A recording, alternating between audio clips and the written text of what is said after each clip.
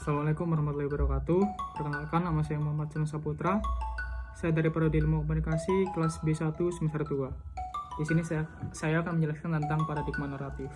Oke.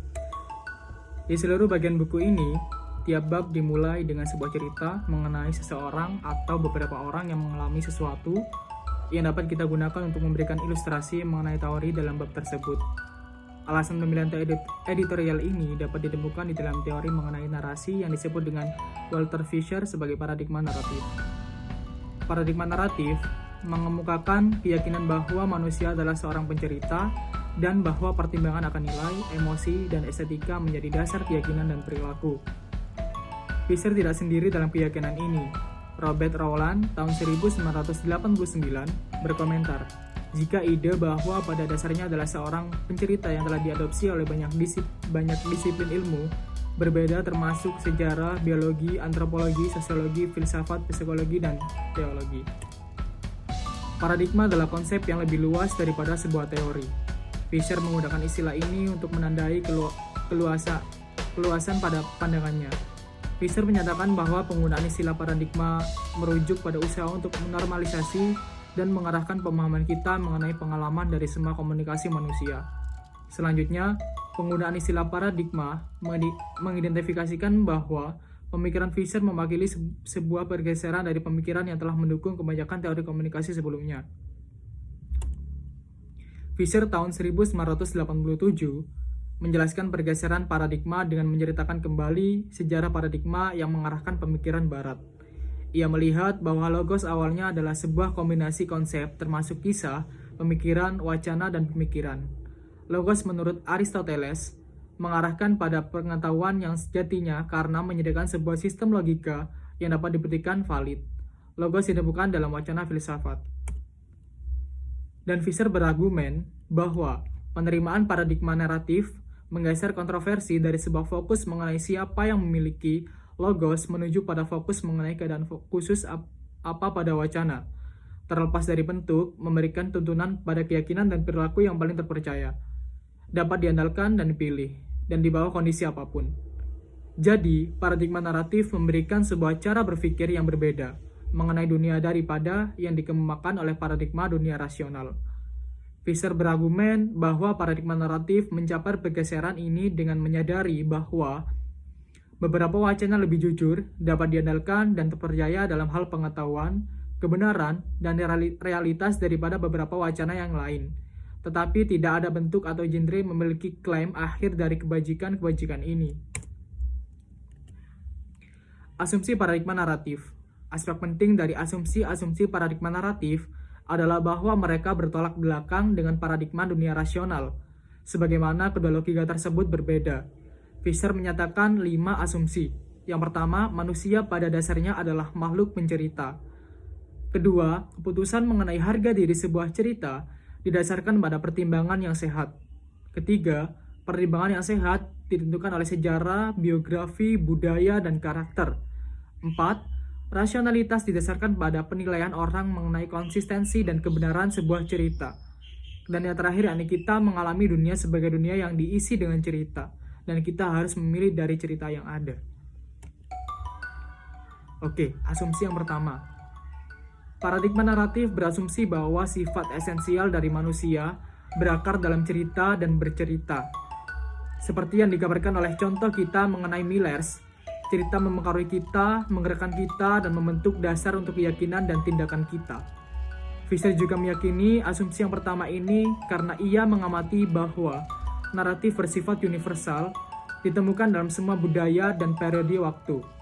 Fisher menyatakan bahwa etika manapun, apakah sosial, politis, hukum, atau lainnya, melibatkan naratif. Keuniversalan naratif ini mendorong Fisher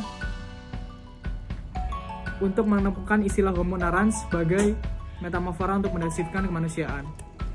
Asumsi yang kedua, paradigma naratif menyatakan bahwa orang membuat keputusan mengenai cerita mana yang akan diterima dan mana yang akan ditolak berdasarkan apa yang masuk akal bagi dirinya, atau pertimbangan yang sehat. Apa yang dimasukkan oleh Fisher mengenai pertimbangan yang sehat akan dibahas kemudian di dalam waktu bab ini. Tetap dia tidak memasukkannya sebagai logika atau argumen yang kaku.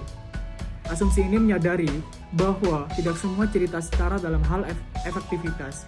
Sebaliknya, faktor yang mempengaruhi keputusan untuk memilih cerita merupakan kode argumen yang lebih personal dibandingkan abstrak, atau apa yang kita sebut sebagai pemikiran yang logis. Asumsi yang ketiga, yaitu berkaitan dengan apa yang secara khusus mempengaruhi pilihan orang dan memberikan alasan yang baik untuk mereka. Paradigma dunia rasional berasumsi bahwa argumen diatur oleh perintah kemasukakalan. Sebuah argumen adalah pergerakan dari data menuju kesimpulan. Pergerakan ini harus dinilai dari kemasukakalan atau kajian mengenai logika formal yang menuntun kesimpulan. Sebaliknya, paradigma naratif menyatakan bahwa kemasukakalan bukanlah satu-satunya cara untuk mengevaluasi pemikiran yang logis. Bahkan, kemasukakalan mungkin bukan merupakan cara akurat untuk mendeskripsikan bagaimana orang membuat penilaian ini. Asumsi yang keempat, membentuk sebuah masalah inti dari pendekatan naratif. Asumsi ini menyatakan bahwa orang mempercayai cerita selama cerita terlihat konsisten secara internal dan dapat dipercaya.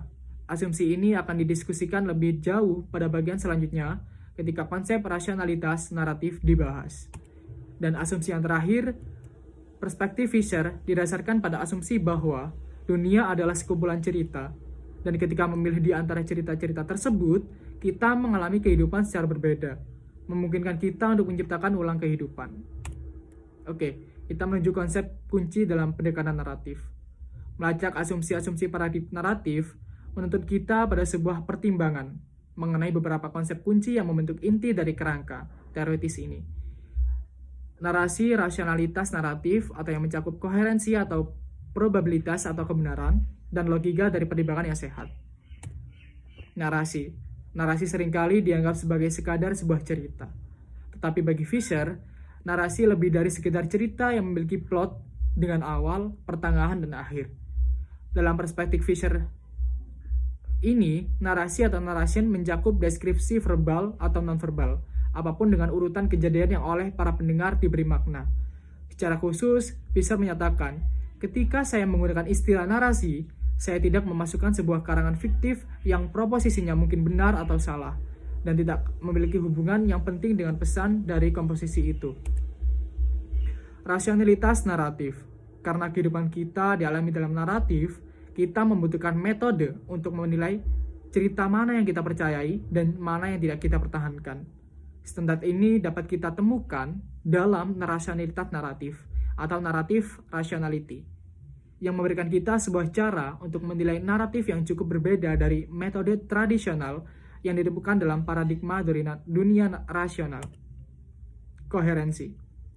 Prinsip koherensi merupakan standar yang penting dalam menilai rasionalitas naratif, yang pada akhirnya akan menentukan apakah seseorang menerima naratif tertentu atau menolaknya. Koherensi atau coherence merujuk pada konsistensi internal dari sebuah naratif. Naratif memiliki koherensi ketika semua potongan dari cerita ada. Koherensi seringkali diukur oleh elemen-elemen organisasional dan struktural dari sebuah naratif. Oke, kita menuju koherensi didasarkan pada 3 tipe konsistensi yang spesifik. Yang pertama, koherensi struktural, koherensi material, dan koherensi karakterologis. Yang pertama, koherensi struktural. Jenis konsistensi yang disebut Fisher sebagai koherensi struktural berpijak pada tingkatan di mana elemen-elemen dari sebuah cerita mengalir dengan lancar. Ketika cerita membingungkan, ketika suatu bagian tidak tersambung dengan bagian berikutnya, atau ketika alurnya tidak jelas, maka cerita itu kekurangannya koherensi struktural. Koherensi material merujuk pada tingkat kongruensi antara satu cerita dengan cerita lainnya yang sepertinya berkaitan dengan cerita tersebut. Dan terakhir, koherensi karakterologis merujuk pada dapat dipercayanya karakter-karakter di dalam sebuah cerita. Kebenaran. Standar penting lain untuk menilai rasionalitas naratif adalah kebenaran atau reliabilitas dari sebuah cerita. Fisher menyatakan bahwa ketika elemen-elemen sebuah cerita mempresentasikan pernyataan-pernyataan akurat mengenai realitas sosial, atau elemen tersebut memiliki kebenaran. Paradigma naratif Fisher menawarkan pemikiran baru ke dalam perilaku komunikasi dan mengarahkan perhatian kita pada proses-proses demokratis di dalam area kritis retoris. Selain itu, paradigma naratif membantu kita untuk melihat sifat dasar dari banyak logika yang bekerja di dalam pertemuan komunikasi kita. Paradigma naratif memberikan kontribusi yang substansial pada pemahaman kita mengenai komunikasi manusia dan sifat dasar manusia pada umumnya. Oke, terima kasih. Mungkin itu saja yang dapat saya sampaikan. Kurang lebihnya saya mohon maaf yang sebesar-besarnya. Saya akhiri. Wassalamualaikum warahmatullahi wabarakatuh.